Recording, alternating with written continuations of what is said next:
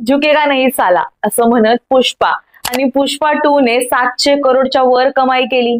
पण या कमाई बरोबरच आणि वाढत्या गर्दी बरोबरच आता आपल्या पुष्पाच्या अडचणींमध्येही वाढ झालेली दिसून येते. ती कशी? तर आता नवीनच वाद पेटलाय, तो म्हणजे रेवंत रेड्डी वर्सेस अल्लू अर्जुन. त्यामुळे कधीही न वाकणाऱ्या या पुष्पाला तेलंगणाचे काँग्रेसचे मुख्यमंत्री रेवंत रेड्डी यांनी चांगलंच झुकवल्याचं पाहायला मिळतंय. आता कशामुळे उद्भवलाय हा नेमका वाद आणि त्याचा जोर आत्ताच का धरायला लागलाय? यामुळे अल्लू अर्जुनवर काय परिणाम होणार? याला अल्लू अर्जुनची प्रसिद्धी कारणीभूत ठरतीये का? कोणते मुद्दे ठरलेत या वादाला कारणीभूत? जाणून घेणार आहोत प्राईम संवादच्या आजच्या भागात. नमस्कार, मी सारिका. प्राईम संवाद या युट्यूब चॅनलवरती आपणा सर्वांचं स्वागत करते. अल्लू अर्जुन आणि त्याचा सुपरहिट चित्रपट पुष्पा द रूल हा सध्या चांगला चर्चेत असल्याचं पाहायला मिळतंय. या चित्रपटात अल्लू अर्जुनचं पात्र विद्यमान मुख्यमंत्र्यांची राजवट उलटून टाकताना पाहायला मिळतंय. गेल्या काही दिवसांपासूनच या चित्रपटाची पटकथा तेलंगणामध्ये रियालिटीत उतरताना पाहायला मिळते. याचं कारण काय?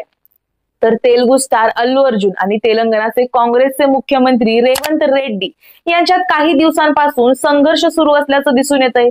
आता काय आहे तो संघर्ष आणि त्याचं नेमकं आत्ताच का तोंड वर काढलंय? या संघर्षाची कारणं काय आणि या संघर्षामुळे पुढे भविष्यात काय होऊ शकतं याबद्दल सविस्तर जाणून घेऊया.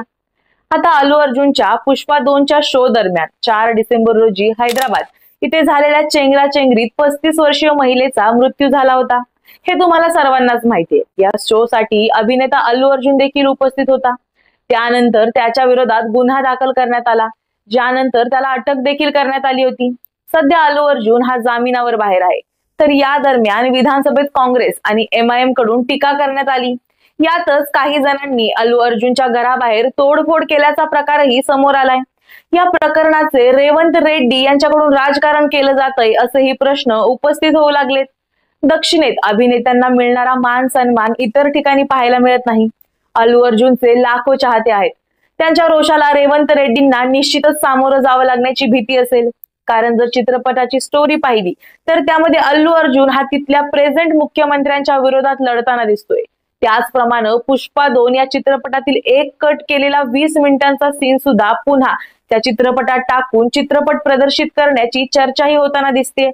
त्यामुळे नक्कीच हा चित्रपट पुन्हा एकदा थिएटरमध्ये गर्दी खेचणार हे नक्की. मग यामुळे तिथल्या मुख्यमंत्र्यांची म्हणजेच रेवंत रेड्डी यांची प्रसिद्धी कमी होणार का आणि म्हणून हा वाद उफाळलाय का असंही बोललं जातंय. अल्लू अर्जुनच्या फॅन्सची नाराजगी लक्षात घेऊन त्यानंतरही अल्लू अर्जुनला थेट पोलीस ठाण्यात बोलावून चौकशी करण्याची रिस्क घेतलीये. रेड्डींनी या प्रकरणातून जनतेला एक संदेश देण्याचाही प्रयत्न केलाय.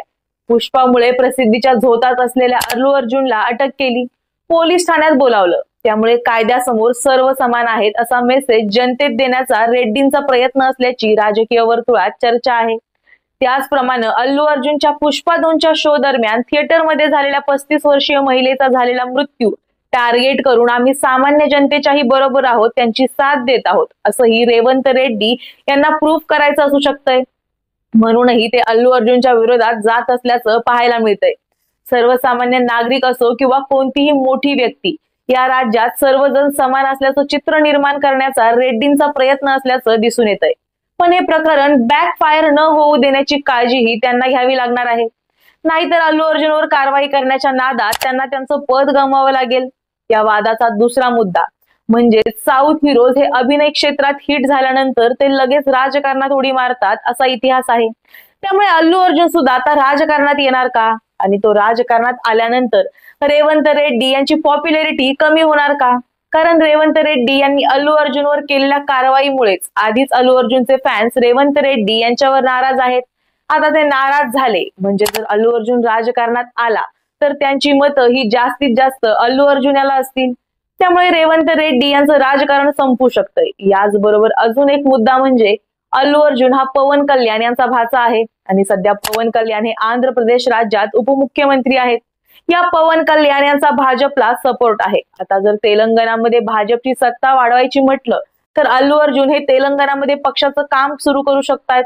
अल्लू अर्जुन यांची पॉप्युलॅरिटी पाहिली तर ती अर्थातच जास्त आहे आणि पुष्पा 2 ती अधिकच वाढवलीये.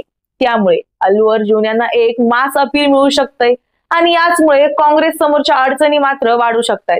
त्यामुळे अल्लू अर्जुन हा राजकारणात कसा येणार नाही हे बघण्याकडे सध्या रेवंत रेड्डी यांचं लक्ष असल्याचं दिसून येत आहे. असं जरी असलं तरी अल्लू अर्जुन हा राजकारणात येणार नाही किंवा त्याचा कोणताही विचार नाही असं त्याने स्वतःच सांगितलंय. पण तरीही मध्यंतरी अल्लू अर्जुन भाजपच्या 4-5 प्रमुख नेत्यांना भेटून आला होता, त्यांच्याशी चर्चा केली होती. त्यामुळे अल्लू अर्जुन पुढे भविष्यात भाजपमध्ये जाणार का किंवा भाजपला सपोर्ट करणारी एखादी पार्टी काढणार का अशाही चर्चा होताना दिसत आहेत. एन.टी. रामाराव म्हणजेच NTR, चिरंजीवी आणि पवन कल्याण यांसारख्या अभिनेत्यांनी ऐतिहासिक दृष्ट्या राजकारणात वेगवेगळ्या प्रमाणात यश मिळवलंय. अल्लू अर्जुनची लोकप्रियता आणि मास अपील त्याने जर का राजकारणात प्रवेश केला तर त्याला राजकीय क्षेत्रात एक तोडीस तोड स्पर्धक बनवते. त्याचप्रमाणे पुढचा एक मुद्दा असा की तेलंगणामधील BRS पार्टी आणि अल्लू अर्जुन यांचे चांगले संबंध आहेत. जेव्हा 22 डिसेंबरला अल्लू अर्जुनच्या घराची तोडफोड झाली तेव्हा याच BRS पार्टीनं काँग्रेस सरकारवर टीका केली होती. BRSनं सत्ताधारी काँग्रेस सरकारवर कायदा आणि सुव्यवस्था राखण्यात अपयशी ठरल्याचा आरोप केला होता. BRSचे प्रवक्ते कृषांक यांनी आरोप केला की आरोपींपैकी एक रेड्डी श्रीनिवास हा मुख्यमंत्री रेवंत रेड्डी यांचा जवळचा सहकारी होता, ज्यामुळे संभाव्य राजकीय कट सुचला होता. भारतीय जनता पक्षाने देखील या घटनेच्या प्रकाशात काँग्रेस सरकारच्या कारभारावर प्रश्नचिन्ह उपस्थित करत टीका केली होती. भाजप खासदार DK अरुणा यांनी आरोप केला की 4 गुन्हेगार हे मुख्यमंत्री रेवंत रेड्डी यांचा मतदारसंघ असलेल्या कोडंगल येथील असून हा संभाव्य राजकीय कटाचा इशारा आहे. BRS सारखी काँग्रेस विरोधक पार्टी आणि भारतीय जनता पक्ष यांसारख्या पक्षांनी अल्लू अर्जुनला सपोर्ट करत काँग्रेसवर टीका केल्यामुळेच रेवंत रेड्डी हे अल्लू अर्जुनच्या पॉप्युलॅरिटीला घाबरलेत आणि त्यामुळे त्यांनी या वादाला तोंड फोडले किंवा ते अल्लू अर्जुनच्या हात धुवून पाठीमागे लागलेत असं अनेकांचं म्हणणं आहे. याच काही मुद्द्यांमुळे अल्लू अर्जुन आणि रेवंत रेड्डी यांच्यातील वाद पेटलाय. आता या वादाचा फायदा नक्की कोणाला होणार, रेवंत रेड्डी की अल्लू अर्जुन? अल्लू अर्जुनच्या पुढच्या भविष्यावर या वादाचा परिणाम होऊ शकतोय. त्याचे चाहते जरी कायम असले तरी याचा फटका त्याला बसू शकतोय. त्याचप्रमाणे रेवंत रेड्डी यांनी अल्लू अर्जुनवर थेट कारवाई केल्यामुळे त्यांचं राजकीय भविष्यही धोक्यात येऊ शकतंय. अर्थात तेलंगणामधील जनता हा वाद कोणत्या दिशेने नेते ते पाहणं महत्वाचं ठरणार आहे. याबाबत तुम्हाला काय वाटतं? अल्लू अर्जुन आणि रेवंत रेड्डी यांच्यातील हा वाद अजून कुठपर्यंत जाऊ शकतो? याचा फायदा किंवा तोटा नक्की कोणाला होऊ शकतो? अल्लू अर्जुन भविष्यात राजकारणात येण्याची चिन्ह किती? अल्लू अर्जुन जर राजकारणात आला तर रेवंत रेड्डी यांचं राजकारण संपू शकतंय का? याबाबतची तुमची मतं आम्हाला कमेंटमध्ये नक्की सांगा आणि प्राईम संवाद या YouTube चॅनलला सबस्क्राईब करायला विसरू नका. धन्यवाद.